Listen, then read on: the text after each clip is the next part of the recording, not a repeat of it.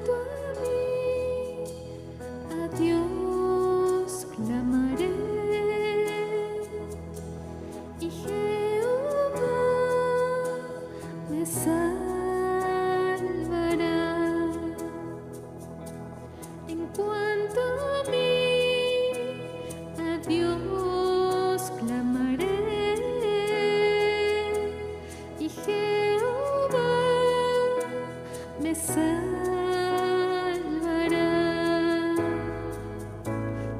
Tarde y mañana y a mediodía oraré y clamaré. Tarde y mañana y a mediodía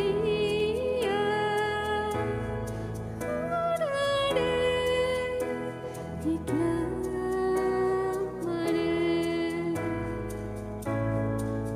Oraré y clamaré. En cuanto a mí, a Dios clamaré, y Jehová me salvará. En cuanto a mí, a Dios clamaré, y Jehová me salvará.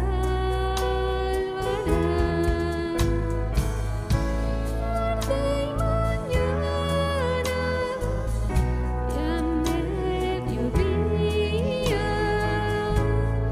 oraré y clamaré.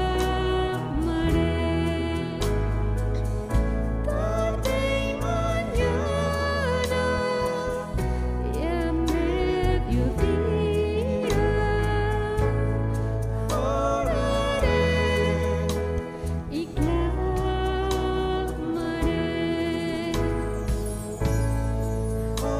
Oraré y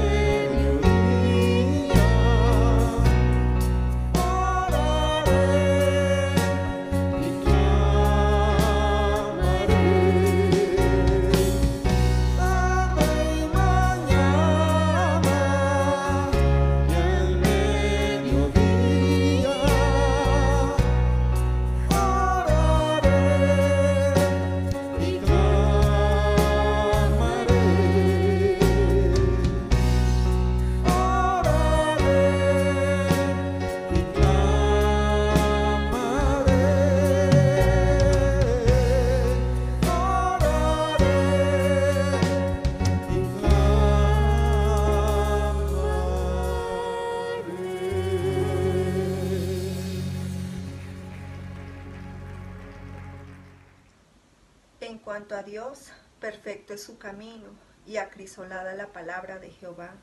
Escudo es a todos los que en él esperan. porque ¿quién es Dios sino solo Jehová? ¿Y qué roca hay fuera de nuestro Dios? Dios es el que me ciñe de poder y quien hace perfecto mi camino, quien hace mis pies como de ciervas y me hace estar firme sobre mis alturas. Oh, así, amado Dios, y queremos decirte gracias, Señor. Gracias porque tú eres nuestro Dios, ese Dios perfecto, como dice la Escritura, Señor. Gracias porque pones un camino derecho delante de nosotros, Señor. Gracias porque tu palabra, bendito Dios, es luz y lámpara en medio de nuestro caminar, Señor. Gracias porque eres escudo para nuestras vidas, Señor. Por eso hoy declaramos que no hay otro Dios como tú, Señor. Tú eres ese Dios fuerte y poderoso que nos ciñe de poder, Señor, y quien hace perfecto nuestro camino, Señor. Hoy te damos gracias a ti, te bendecimos con todo nuestro ser, te exaltamos, te glorificamos, te damos loor por los siglos de los siglos. Amén.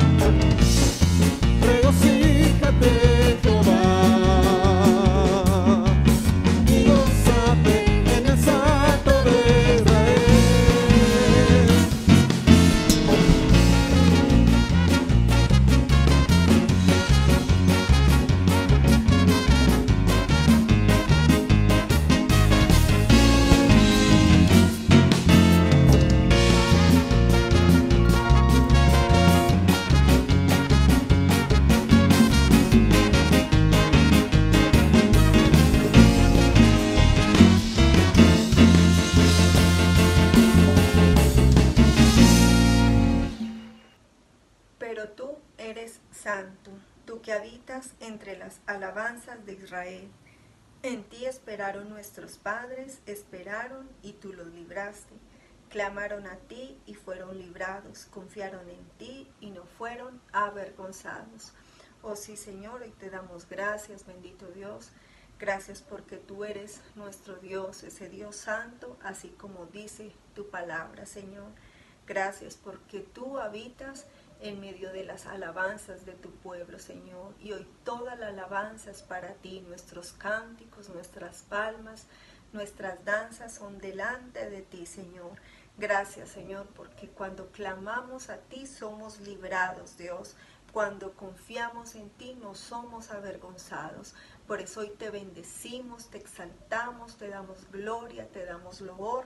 Declaramos que tú eres ese Dios bueno y te pedimos, Señor, que te sigas moviendo con gran poder en medio de este culto. Amén.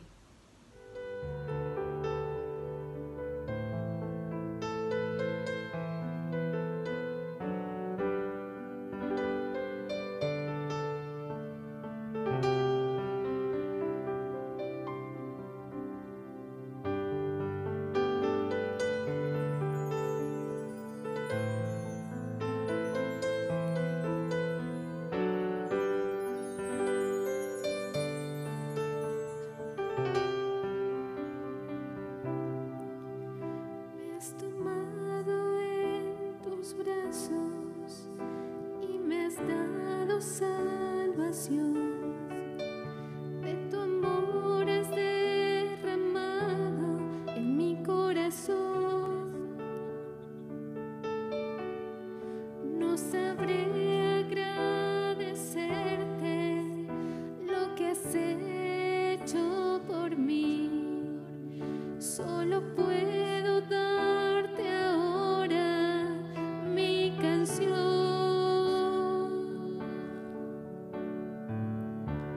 Yo te doy gracias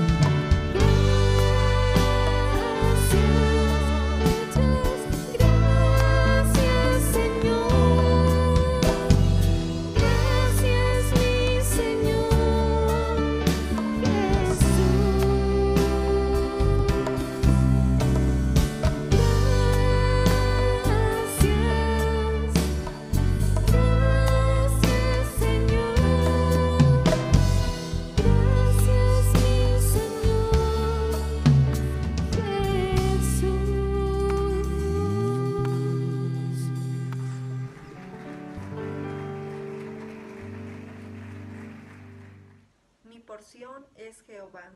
He dicho que guardaré tus palabras. Tu presencia supliqué de todo corazón. Ten misericordia de mí según tu palabra. Consideré mis caminos, volví mis pies a tus testimonios. Me apresuré y no me retardé en guardar tus mandamientos. Oh sí, amado Dios, y queremos darte gracias porque tu palabra dice que tú eres nuestra porción, Señor. Gracias porque tu palabra es esa lámpara para nuestras vidas, Señor. Gracias porque es tu presencia, Señor, la que viene para bendecirnos, para extender tus misericordias sobre nosotros, Señor. Gracias. Hoy te pedimos que nos enseñes, así como dice aquí tu palabra, a guardar tus mandamientos, Señor. Enséñanos a ponerlos por obra, Dios. Enséñanos, bendito Dios, a estar conectados, Señor, con esa palabra tuya, Dios, a meditar en ella, Dios. Hoy te pedimos que uses la vida de nuestro pastor. Clamamos para que seas tú, Señor, colocando en sus labios ese fuego de tu palabra, Señor. Que él hoy, Señor, reciba esa revelación de tu santa palabra y que hoy nos abra, Señor, esa revelación a nosotros. Damos muchas gracias, Señor, por tu mensaje y te pedimos que te sigas moviendo en medio de nosotros. Amén. Miremos por favor en el libro de Apocalipsis, en el capítulo 1, verso 4. Dice Juan a las 7 iglesias que están en Asia: gracia y paz a vosotros de parte del que es y que era y que ha de venir, de los 7 espíritus que están delante de su trono.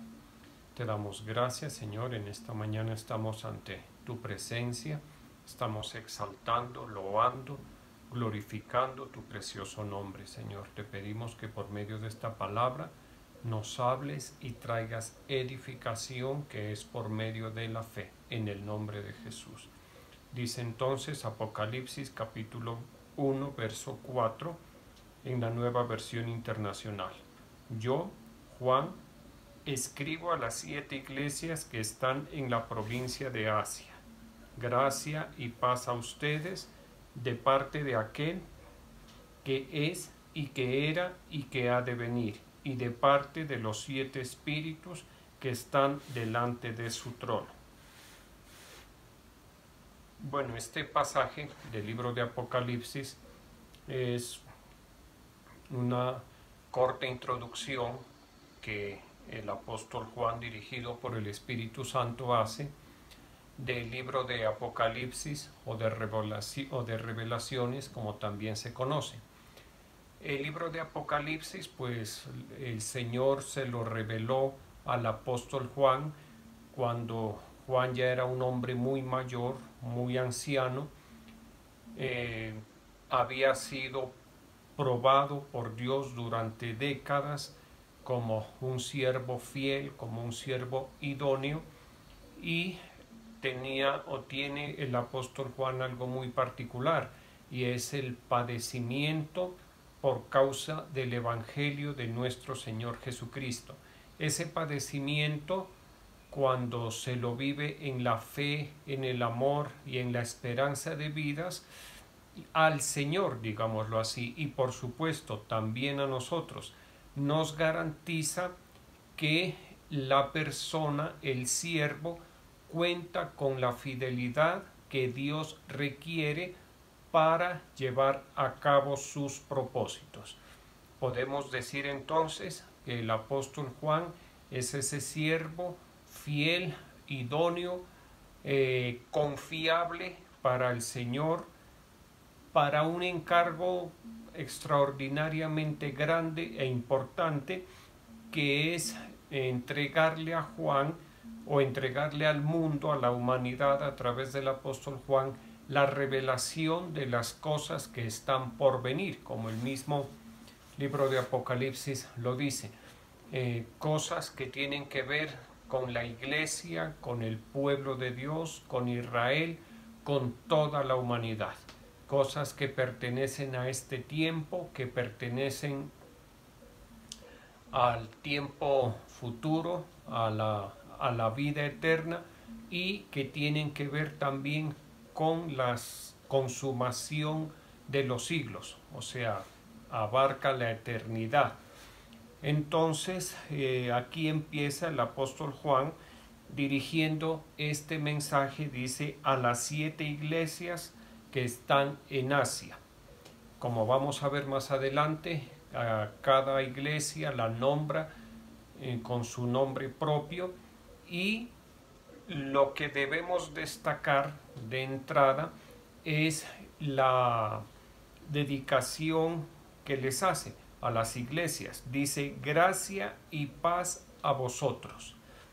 Esta frase de gracia y paz a vosotros, como toda la palabra por Dios, inspirada por el Espíritu Santo, es como una bendición que el apóstol Juan, en su condición de siervo, de ministro, en este caso del Evangelio, le da a las 7 iglesias a quienes está dirigido el mensaje. Y vamos a mirar, aquí se dirige a la iglesia en Éfeso, a la iglesia a Esmirna, a Pérgamo, a Tiatira, a Sardis, a Filadelfia y a la Odisea. Y el mensaje a las 7 iglesias ha sido muy estudiado y no es fácil de interpretar, de entender, y yo estuve mirando, investigando, leyendo un poco, y hay muchos conceptos que nosotros podemos tener con respecto a quiénes son o quiénes conforman las 7 iglesias. Si se refiere a la ubicación geográfica de las 7 iglesias, aquí dice que están ubicadas en Asia, a las 7 iglesias que están en Asia.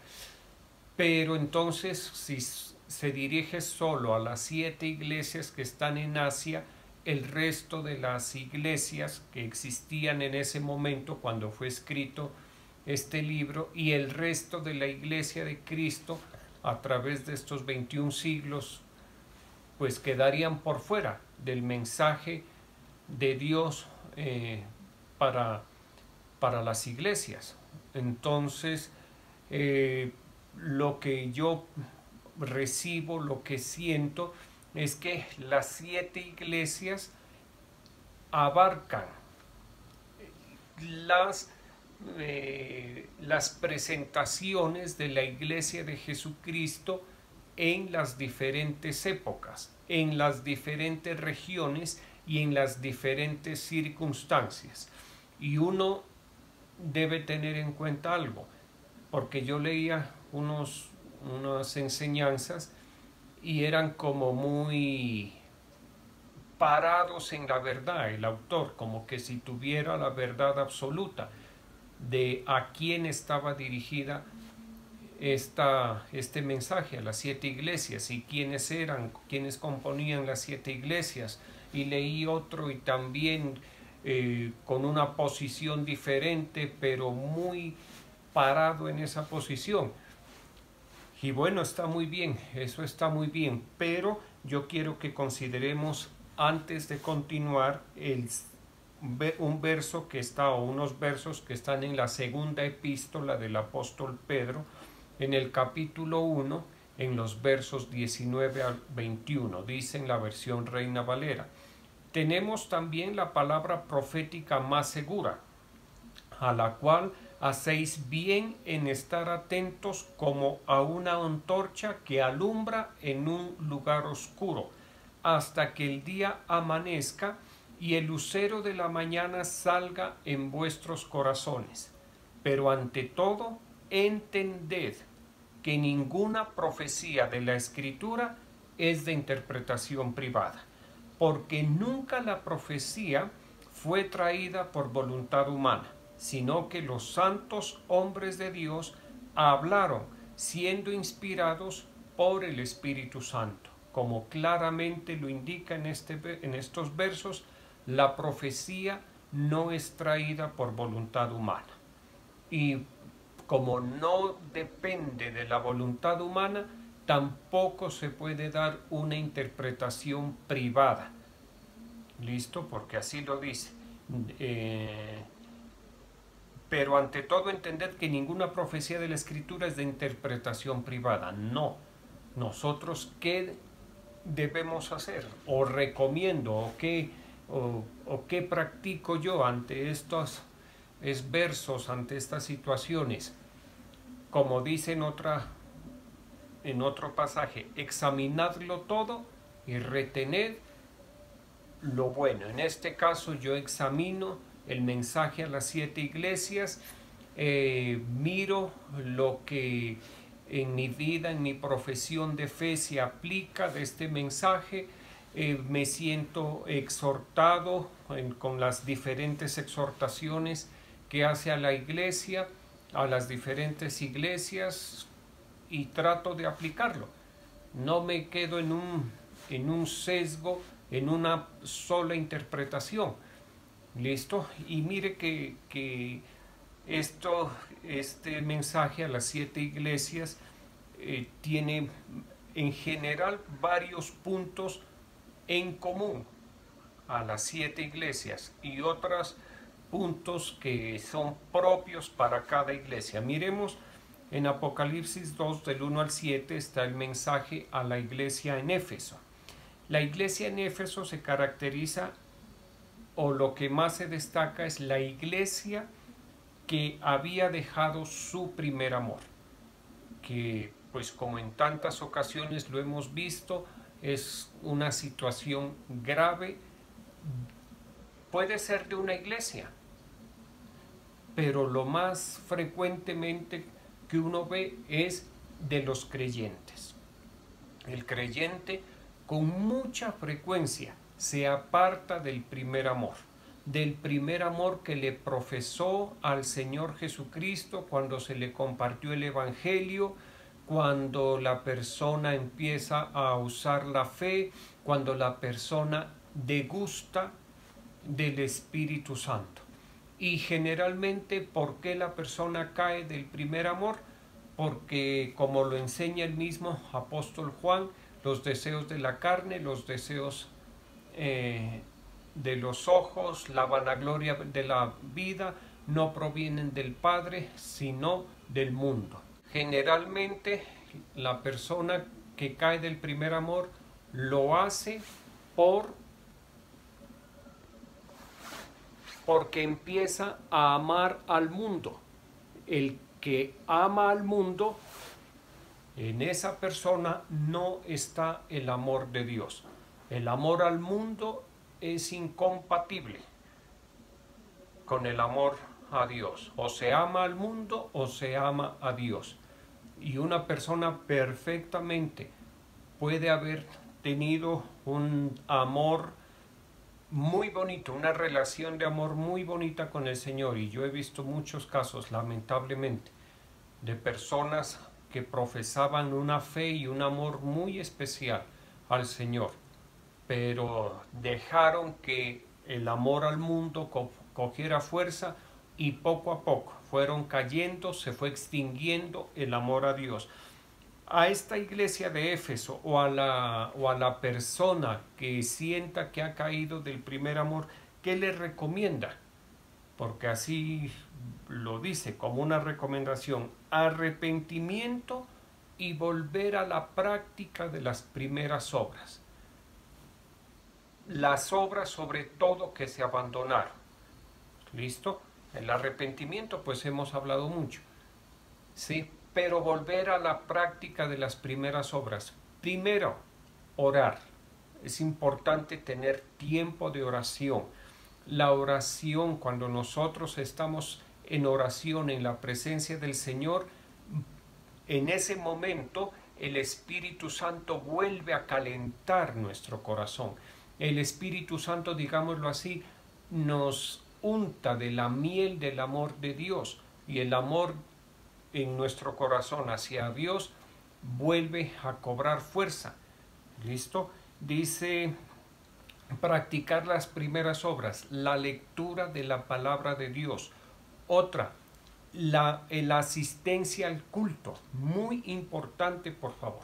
Lo hemos visto en muchas ocasiones. La iglesia, la asamblea de los santos es el lugar idóneo. cuando uno va con la actitud de fe, con la actitud de recibir, en la iglesia el amor a Dios, o los corazones mejor se calientan para el Señor. Y hay algo muy importante que es común a todas las iglesias, como lo decíamos. Dice, al que venciere le daré a comer del árbol de la vida, el cual está en medio del paraíso de Dios. Y entonces, mire, si bien es cierto que la iglesia de Éfeso o que una persona puede caer de su primer amor, el Señor aquí en estos mismos versos le da la salida. Si usted siente que cayó del primer amor, pues la salida es el arrepentimiento, la salida es la práctica de las obras que antes hicieron que su amor a Dios estuviera muy fuerte, listo, y continúa diciendo, al que vence esos obstáculos, al que vence el amor al mundo, el que vence a la oposición que el mundo hace, porque es que el sistema mundano hace una oposición fuerte a todo creyente. Al que venciere, dice, le daré a comer del árbol de la vida, el cual está en medio del paraíso de Dios. ¿Qué quiere decir esto? Que hay un galardón o una recompensa.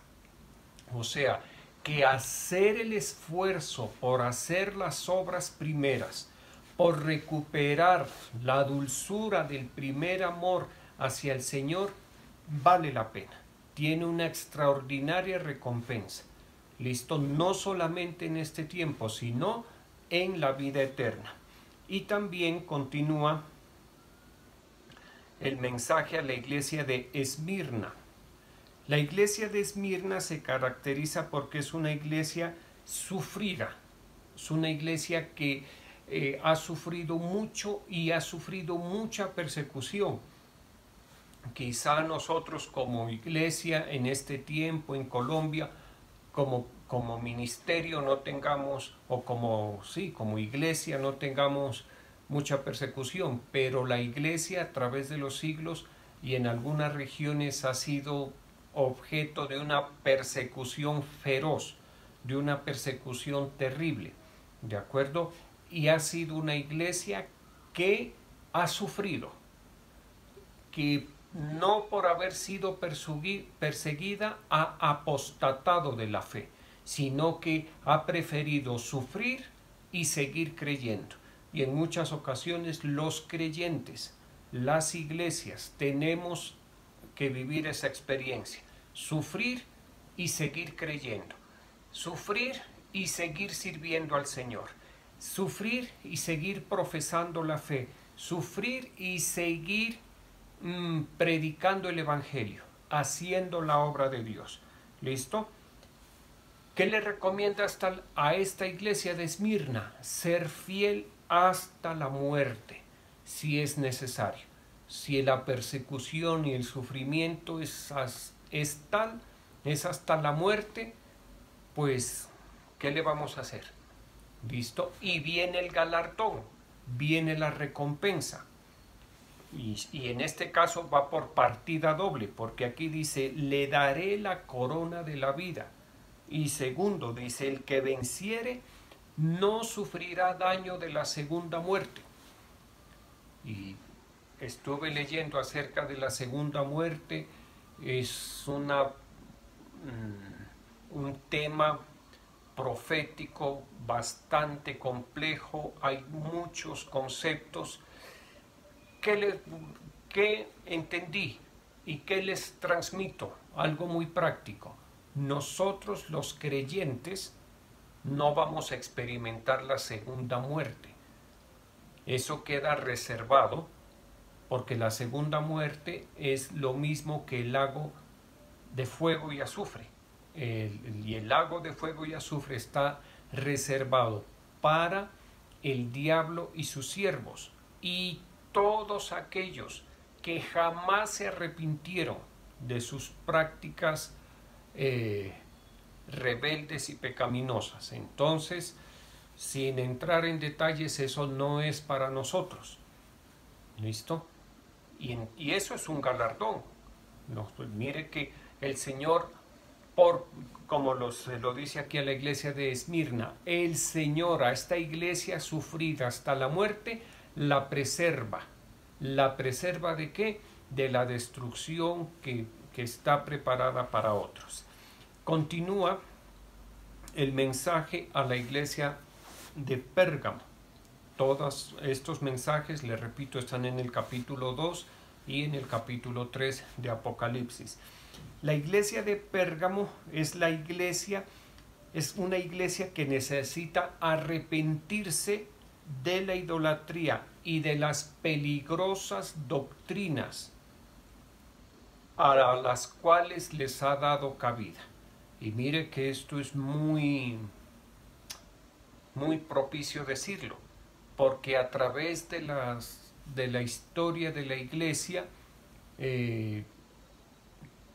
iglesia, recordemos, la iglesia de Jesucristo durante 3 siglos profesó muy bien la fe, ¿sí? Y posteriormente va surgiendo paulatinamente la iglesia romana, en donde nosotros encontramos muchísimas prácticas idolátricas, como la adoración y veneración a los santos. ¿Que cuántos hay? Pues por eso hablan de un santoral. Eso es una lista interminable de santos, ¿sí? Y de santas y de beatos. ¿Listo? Y esas son prácticas idolátricas, porque la palabra nos manda, nos enseña que no honremos ni le demos gloria, ni veneración, ni adoración a lo que es diferente a Dios, ni a figura de hombre, ni a escultura, ni a imagen, nada. No debemos adorar ni honrar a las criaturas, sino únicamente al Creador. Y entonces la iglesia de Pérgamo es una iglesia que necesita arrepentirse de sus prácticas idolátricas, de sus peligrosas prácticas idolátricas. ¿Listo? Y eso en las iglesias cristianas también a través de la historia se ha visto como diferentes divisiones de la iglesia cristiana, subdivisiones de la iglesia cristiana aparecen con unas doctrinas que a la verdad lo ponen a pensar, y que por lo menos en el caso personal me afirman en la profesión de fe y en la doctrina que hemos recibido. Dice, a esta iglesia de Pérgamo también arrepentirse. ¿Listo? Arrepentirse de las prácticas de idolatría. Y para el creyente, cada uno de nosotros debe examinarse, como dice la Escritura, si está haciendo una correcta profesión de la fe. Y si detecta que hay errores, que de pronto la idolatría ha ocupado un lugar en nuestras vidas, se ha filtrado, se ha colado la idolatría, la egolatría, la idolatría a personas, a instituciones, a posiciones, uno tiene que limpiarse de estas cosas. Y tiene una recompensa bastante interesante, porque dice, al que venciere, daré a comer del maná escondido, y le daré una piedrecita blanca, y en la piedrecita escrito un nombre nuevo, el cual ninguno conoce, sino aquel que lo recibe. Y entonces uno dice, bueno, y aquí el galardón es un misterio, porque dice, al que venciere le daré a comer el maná que está escondido, una piedrecita blanca con un nombre escrito nuevo que nadie conoce, otro misterio. ¿Listo? Pero no nos asustemos de eso, de que la Biblia hable misterios. ¿Listo? Porque la palabra de Dios en el libro del profeta Isaías, en el capítulo 45, en el verso 3, dice, te daré los tesoros escondidos y los secretos muy guardados, para que sepas que yo soy Jehová, el Dios de Israel, que te pongo nombre. en su momento, en su tiempo, al que venciere, al que fuere libre, al que pusiere todo su esfuerzo con la ayuda del Espíritu Santo en liberarse y purificar su práctica de fe, dejar la idolatría a un lado y purificar su práctica de fe, el Señor pues le revelará algunos de sus misterios. Continúa con el mensaje a la iglesia a Tiatira o Tiatira. Está en el capítulo 2 de Apocalipsis, en los versos 18 en adelante. Dice, con respecto a esta iglesia, a Tiatira, dice que el Señor, mire esto lo tremendo, lo bonito, que el Señor conoce el amor de esta iglesia, que conoce su profesión de fe, conoce su servicio, conoce su perseverancia, que sabe que sus obras postreras son superiores a las primeras. O sea, es una iglesia que, al contrario de la iglesia de Éfeso, que empezó bien y terminó mal, o llegó a un mal punto, cayó del primer amor, la iglesia en Tiatira, al contrario, si bien estuvieron muy bien las primeras obras de fe, los primeros tiempos de la práctica de fe, esta iglesia de Tiatira va mejorando, porque dice que las obras postreras serán mejor que las primeras.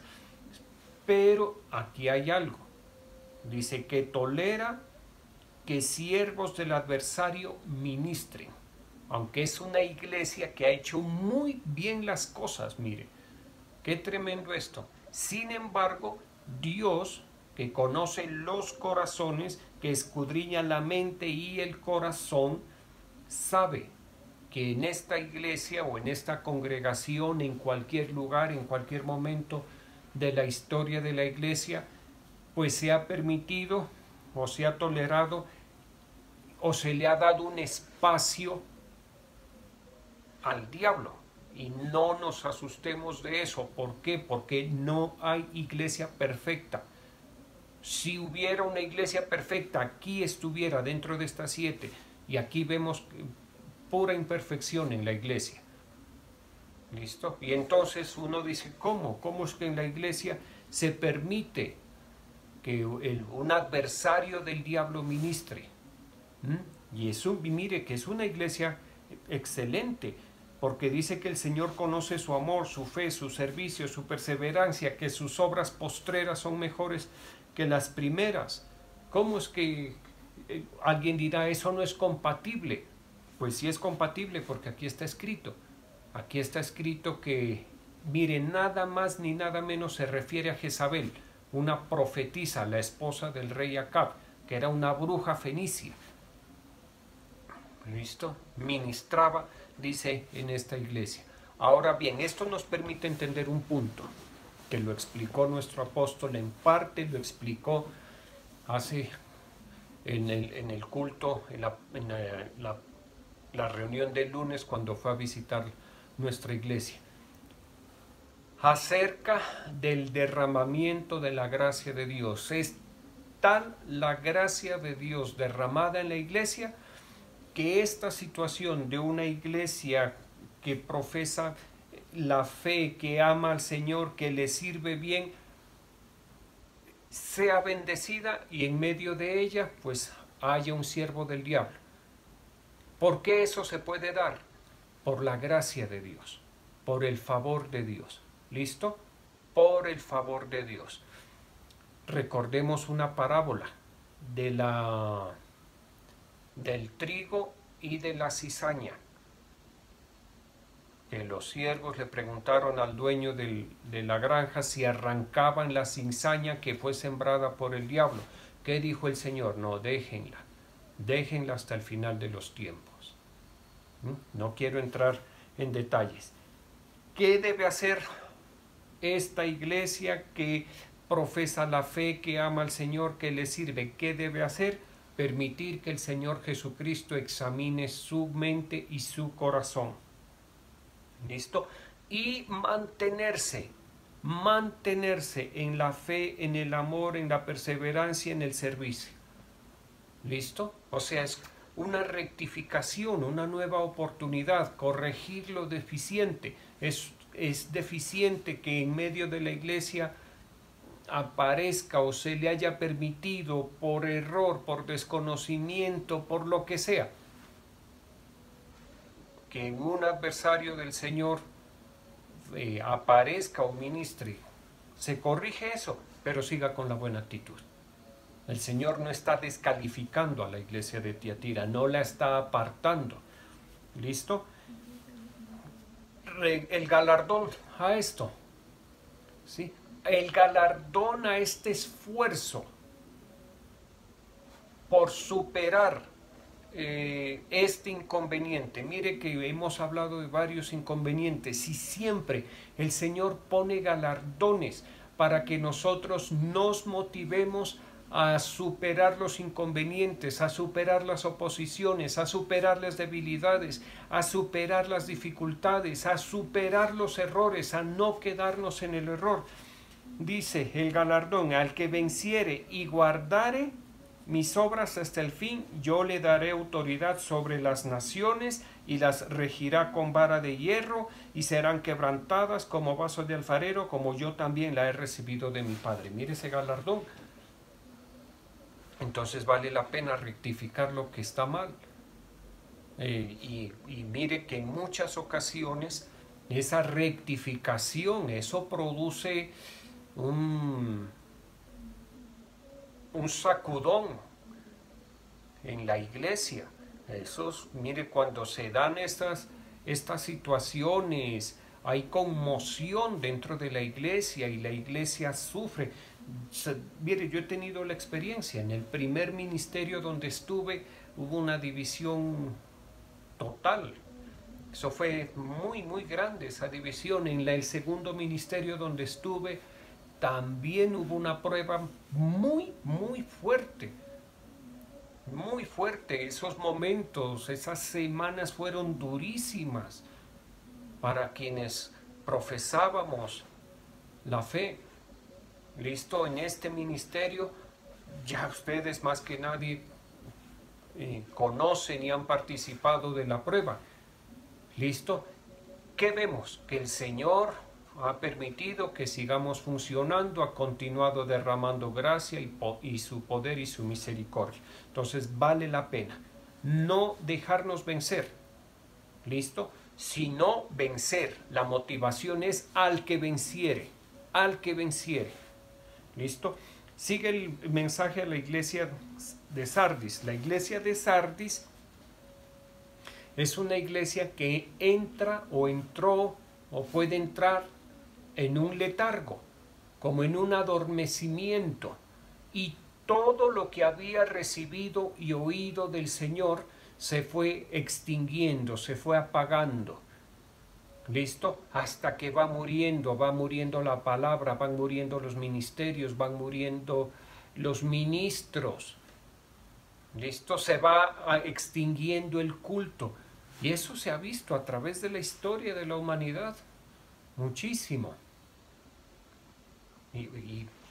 Incluso de iglesias muy grandes que en un momento dado fueron muy fuertes, que convocaron, que hicieron una obra extraordinaria.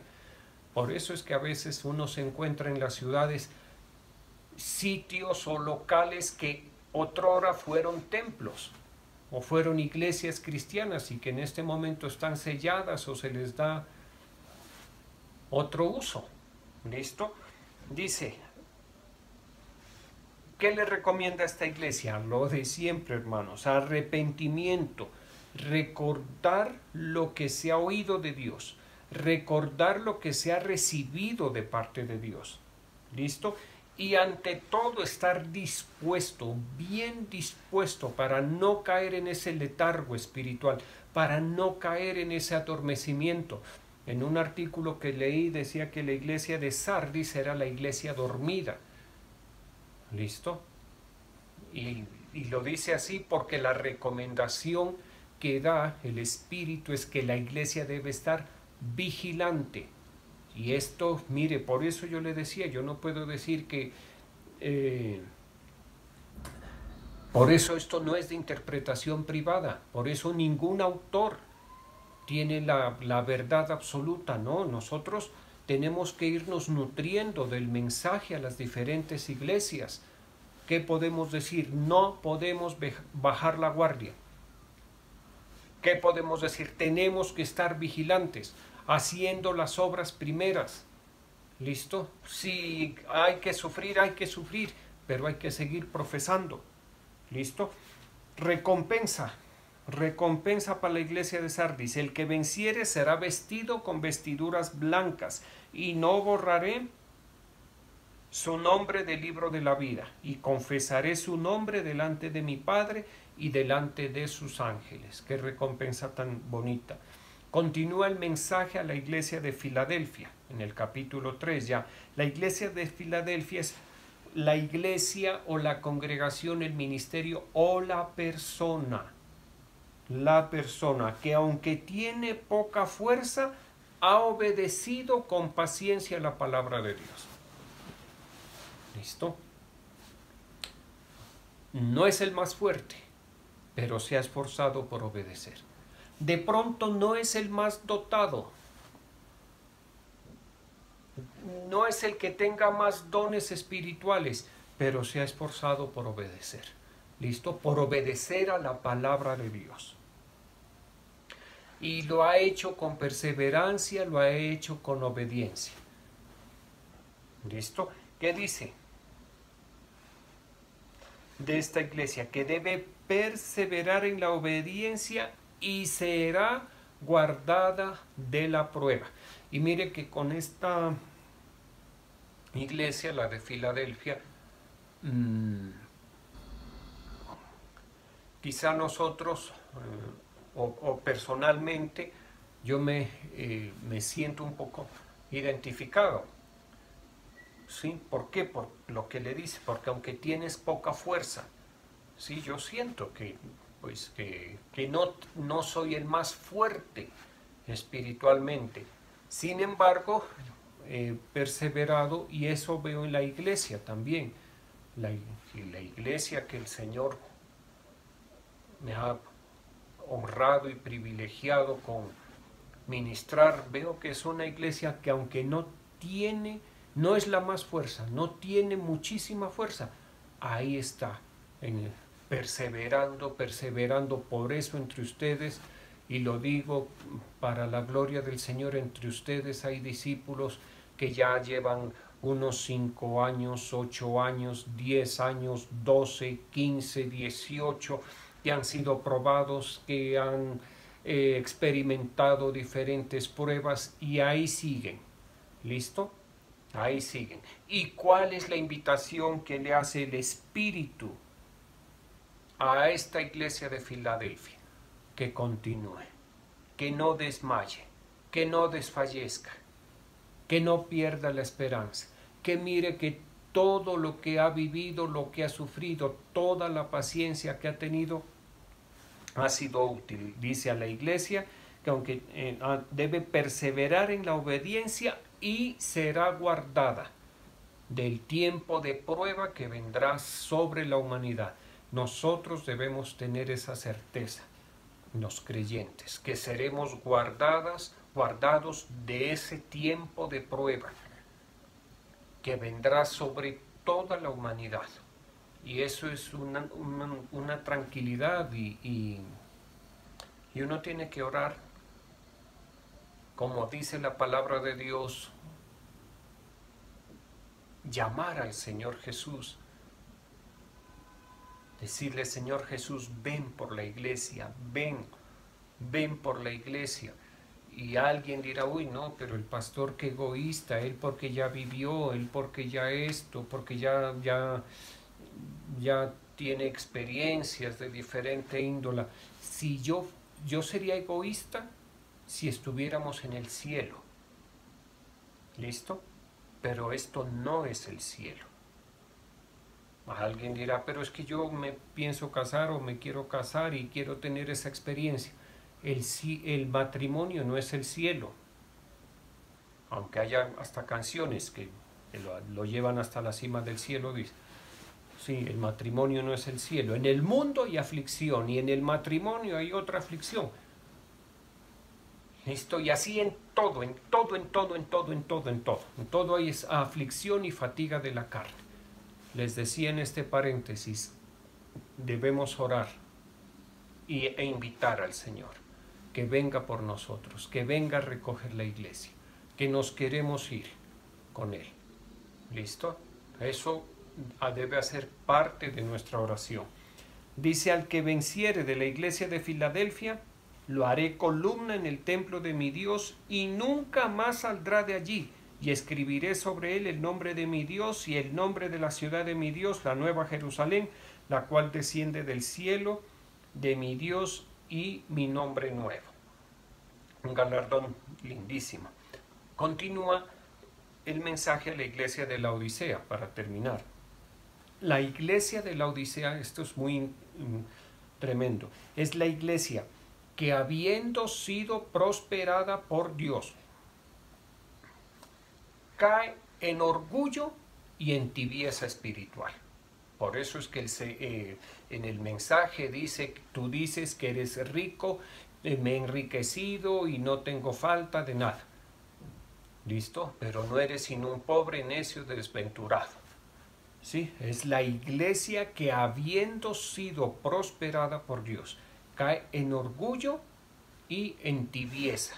¿Y qué dice qué le dice a esta iglesia? Que mejor sería que fuera fría. Lo ideal, caliente, pero por cuanto es tibia, lo vomita, la vomita el Señor. ¿Listo? No es una buena condición. La tibieza espiritual no es una buena condición.